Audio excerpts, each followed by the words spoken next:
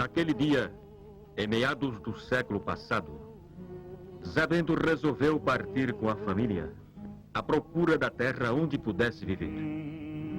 Fugia da servidão, da antiga escravatura. Começou com a atividade jornalística minha, que eu fui fazer jornalismo com muito moço ainda. E eu era encantado por fotografia, sempre fui. Mas em jornalismo, para sintetizar, eu achei de fazer as duas coisas. Os famosos trechos e fotos, fotojornalismo, né? Eu passei então a fotografar meus assuntos e a escrevê-los, fazia a reportagem completa. Isso me deixava... Por exemplo, o problema do documentário do Aruanda, por exemplo, foi uma reportagem. Uma reportagem em Santa Luzia, aqui no interior nosso, de fazer sobre um sincretismo que é lá, a festa do Pontão, aos novembro, se reúne o pessoal de origem africana e desfilam pelas ruas paramentados tal, e renovam toda aquele sentido tribal de sua origem. E daí em cima da serra tinha essa segregação desse pessoal que vivia lá há muitos e muitos anos, como tem muitos, inclusive aqui no Nordeste. Eu achava difícil subir aquilo. Mas, em síntese, eu fui e fiz a reportagem depois, lá com o pessoal do grupo de Santa Luzia, do filme, mas com um título muito grande, chamado As Oleiras de Olho d'Água da Serra do Talhado. Aquilo foi uma foto-reportagem. O documentário surgiu logo. O pessoal achou um absurdo. Como você vai fazer um documentário? Começar por equipamentos. Eu botei na cabeça de procurar Humberto Mauro lá no Instituto Nacional do Cinema, porque já era um nome conhecido, né? Mas eu peguei, rapaz, fui para lá e procurei o Humberto Mauro, simplesmente uma ousadia que hoje eu fico pensando como é que eu fiz aquilo. Peguei lá com argumentos, mostrei a ele, quem me atendeu lá foi Zequinha. Zequinha pode reconsiderar tudo, pode levantar tudo isso, o Zequinha Mauro. Ele disse, rapaz, vamos lá conversar com o velho. E o diretor-geral era Pedro Gouveia, era o diretor-geral do INSE. E aquele jeito bom machão de Mauro olhou para o meu argumento e disse, mas o que é que tu quer? Eu digo, eu quero um equipamento para fazer o documentário. Ousadia, né? Ele deu uma risada, disse, aí chamou, Pedro, vem cá, vem aqui que ele chamou cabeça chata. E aqueles cabeça chata quer botar a gente em situação difícil. Aí o Pedro Gouveia disse, o que é com aquele charutão dele que não tinha fim? Disse que ia levar o equipamento do INSE para fazer um documentário. Vai ser preso eu, você, ele. E aquele jeito, você conheceu o Beto, né? Bonachão. Aí ele olhou assim, disse, tu deixa esse negócio comigo que eu vou ler. E vem aqui depois de... Mas me deu lá um prazo, 2, 3 dias. Eu saí bem capenga do negócio. E no dia que ele marcou, eu voltei. Zé Mauro estava lá. Você tem contato com o Zé Mauro? Procura saber isso dele. Aí Zé Mauro disse, rapaz, o velho parece que vai soltar o equipamento. Vai logo, antes que eles se arrependam, tal coisa. Eu corri para lá, o velho, para não entrar em minúcias dentro da atrás, tinha lá uma relação do material. Era uma máquina simples demais, uma Belen Hall com 3 lentes cambiáveis, o tripé somente. E um termo de responsabilidade, onde eu assinei. E o velho com aquelas piadas dele, me gozando, meu. Tu não vai desaparecer com isso não, rapaz. E eu desci lá do primeiro andar para coisa com o equipamento, sem acreditar ainda, já todo embalado do Zé Mauro, ou Zequinha, que é uma grande figura, né? Zequinha, cai fora, vai fazer todo o documentário, outros que o velho se arrependa. Mas era brincadeira dele. Peguei um táxi, caí fora, fui lá para o apartamento de um amigo. No dia seguinte já estava viajando para cá e realizamos o filme, né?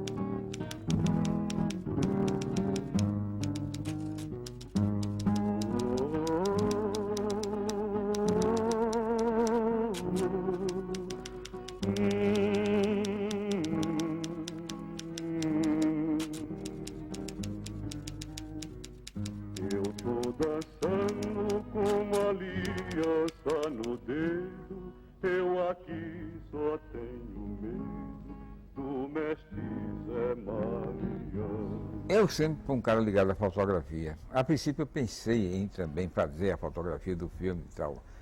Mas era uma coisa, eu achava que se devia formar uma equipe. Aí me lembrei de uma figura que estava em Recife, que é o Rucker Vieira, que é o que fez a fotografia, mas que não tinha nenhuma experiência cinematográfica. Ele tinha, como eu, experiência fotográfica. Quando eu trouxe esse equipamento para cá, eu me lembrei dele. E ele estava em Bom Conselho, que é a cidade natal dele, lá em Pernambuco. Simplesmente eu escrevi para ele, ele veio e disse: você está doido? Como é que eu vou fazer uma fotografia de cinema se eu não conheço cinema? Eu digo: rapaz, o princípio é o mesmo, vamos fazer o negócio, tem que ir para lá e tal. E comecei a trabalhar, então ele topou. É desses caras que tem verdadeiro, não sei o que se chama isso, vocação para a coisa. A vocação do Hulk era uma vocação mecânica, era uma vocação de dominar equipamentos. Isso é dele, ninguém tira. E com pouco tempo ele já estava como senhor do equipamento, da Câmara Bellenhall. Aí eu comecei então a criar as condições financeiras, né? Conhecia o outro Mauro em Recife, sem ser Humberto, o poeta Mauro, o Mauro Mota, e que era muito ligado a Gilberto Freire. Instituto Joaquim Nabuco de Pesquisas Sociais. Eu entrei com pedido no conselho e o Instituto liberou uma verba que não era suficiente, mas dava para começar o documentário. E nós partimos para lá, para o filme. Aqui arranjamos transporte com o DNR, uma velha caminhonete, e tivemos todo o apoio em Santa Luzia do prefeito local, que era um cara de uma visão muito boa, não está ainda, era um político ainda de certa visão, o Inácio, já morto, e que nos deu apoio. Mas acontece que a subida para a serra era tão difícil que teve que se abrir umas picadas, umas estradas provisórias para a caminhoneta subir, com equipamento que era justamente a máquina de filmar, tripé, rebatedor, essas coisas. E que foi difícil chegar lá com automóvel, porque a primeira vez que nós fomos lá, eu e o Lucídio Moreira, fomos a cavalo. Realizar essa reportagem que eu te falei sobre as oleiras de olho d'água da Serra Talha, que é o mesmo grupo, aí subiu a cavalo, porque carro não tinha condições de ir carro lá não.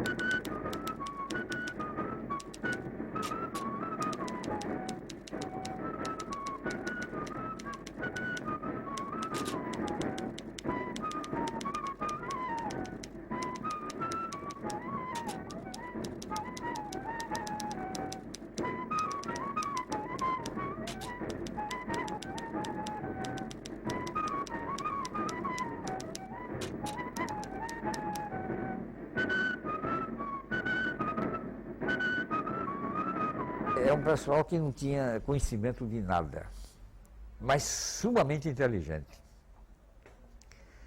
Então eu fiz logo amizade com o João Carneiro, que faz o papel central do Zé Bento no documentário, e expliquei a ele tudo o que ia acontecer, quanto é que eles ganhavam por semana fazendo objetos de barro, né? Eu digo: a gente cobre isso, desde que vocês não trabalhem para nada, fique à disposição daqui da gente, senão está certo, aceitou. E O problema maior foi escolher o menino, que eu tive com ele agora, está com 42 anos. O Eric. Eu digo, onde danado você arranjou o nome para esse menino, o Carneiro? Esse foi um doutor que esteve aqui em Santa Luzia, um médico. Eu achei bonito o nome e botei nele. Ele na época tinha 5 anos. Esse foi que deu trabalho. Ele não olhava para ninguém, a cabeça baixa. Ele respondia em monossílabo, sim, não, sim. Mas eu fiquei doido por ele, como aquele nuzinho, entendeu? Todo dia eu conversava com ele. Quando um dia eu perguntei a ele, o que é que você gosta mais da vida? Ele disse, bombons. Bombons, com a cabeça baixa. Eu digo, tá certo. Toda semana o pessoal descia para a serra para fazer as compras da gente, de manutenção. E mandei trazer um saco de bombons. Aqueles bombons compridos que tinha no interior, coloridos. Quando ele viu os bombons, levantou a cabeça. Aí eu peguei, eu digo, agora é isso. Aí fez o que eu quis, sem nenhum problema. Repeti as cenas milhões de vezes. Porque o material era escasso, eu não podia estragar filme, você sabe disso, você... Não é? Esses negativos desciam da Serra para Santa Luzia. Descia em Cangalha de Burro. Quando chegava em Santa Luzia, tinha uma pessoa que mandava para Campina Grande. Aí ainda eu estava muito preocupado, ia de ônibus. Eu só ficava despreocupado quando esse material negativo chegava em Campina, porque era um amigo meu que estava lá à espera, o Robério Maracajá Henriques. Aí não, aí já era diferente. E ele despachava pela antiga Pané. A Pané levava para o Rio, onde era entregue a lida cinematográfica. Entendeu como é? Eu só fui ver o copião do filme, na líder, na sua totalidade, é claro. Eu não tive. Como é quem tinha condições de projetar filmes durante a noite, revelava, não tinha situação, né? Eu só pude ver isso na lida, quando eu cheguei lá. Nós chegamos extremamente nervosos, sem saber a qualidade do material que tinha, por causa do clima, disso, daquilo, outro.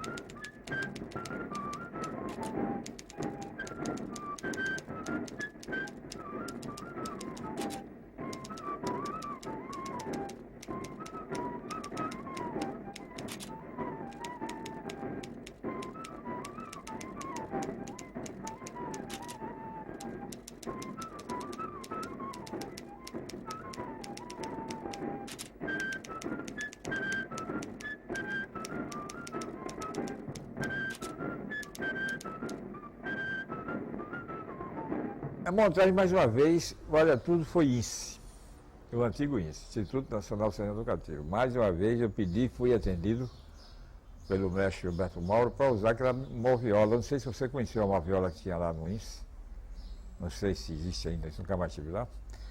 E nós utilizamos essa moviola do INSE, eu e o Hooker. Entramos lá e começamos a montagem. Mais uma vez, a grande habilidade do Hooker, essa habilidade mecânica, essa habilidade artesanal que o cara tem, é incrível.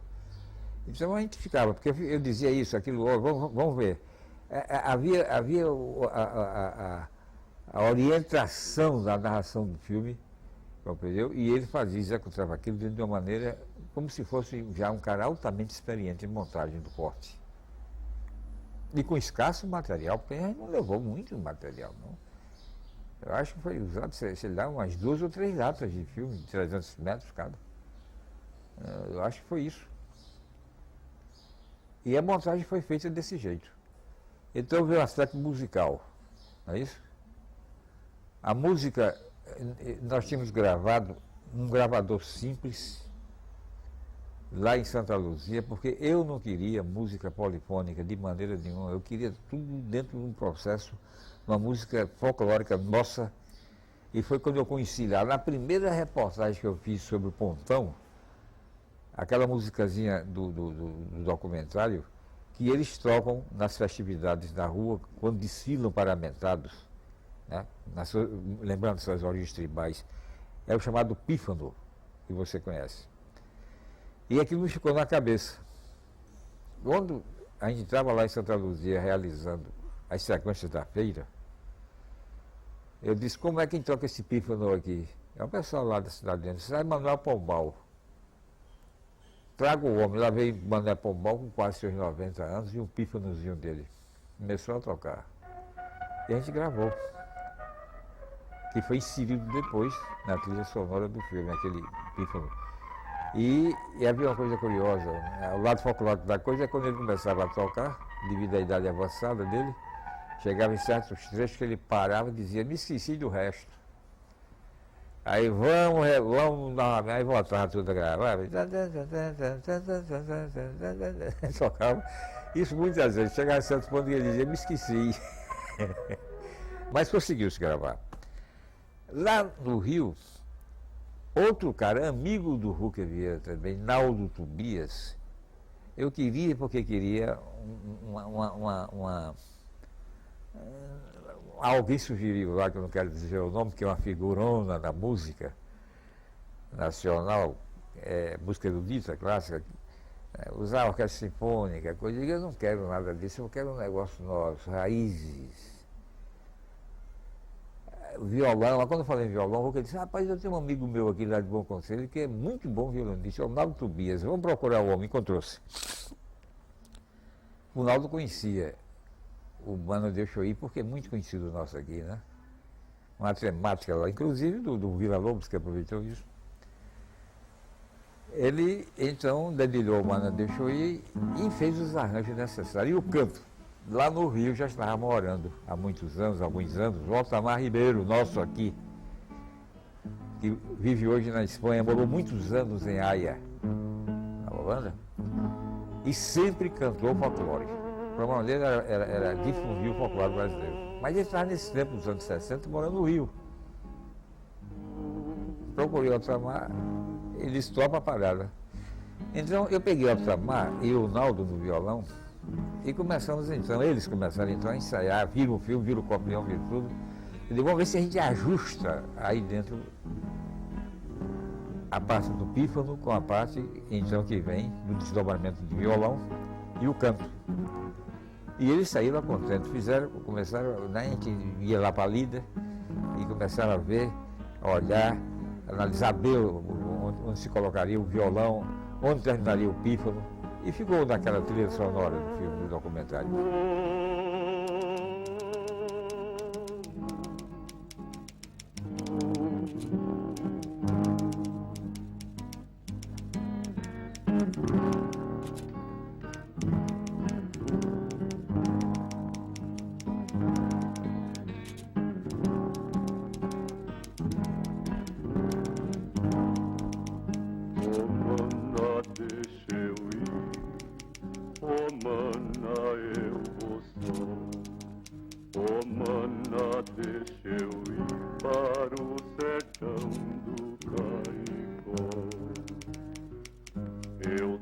Dançando com aliança no dedo, eu aqui só tenho medo do mestre Zé Mariano. Eu tô dançando com aliança no dedo, eu aqui só tenho medo do mestre Zé Mariano.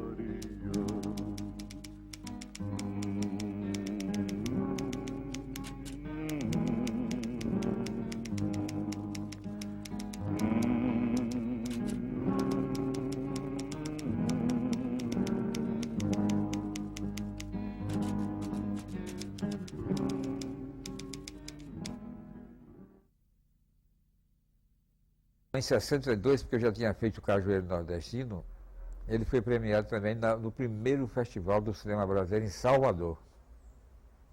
Foi quando eu conheci o Glauber.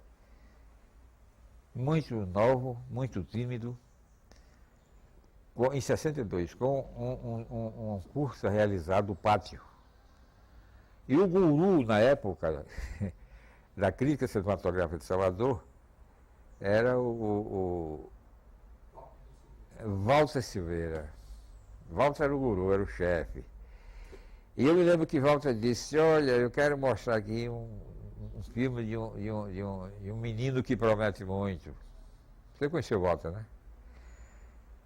Que promete muito. Era o Glauber. O Glauber não queria mostrar o filme, só comentário. Ele tinha visto o Aruanda, tinha visto o Cajueiro e tinha visto um filme do Sérgio. Menino de calças curtas ou calça curta, né? É o menino de calças curtas, parece. Calça branca. Sérgio Ricardo. Interessante, os três foram premiados. O Aruanda, o Cajueiro e o filme do Sérgio, né? Pela Universidade da Bahia, né?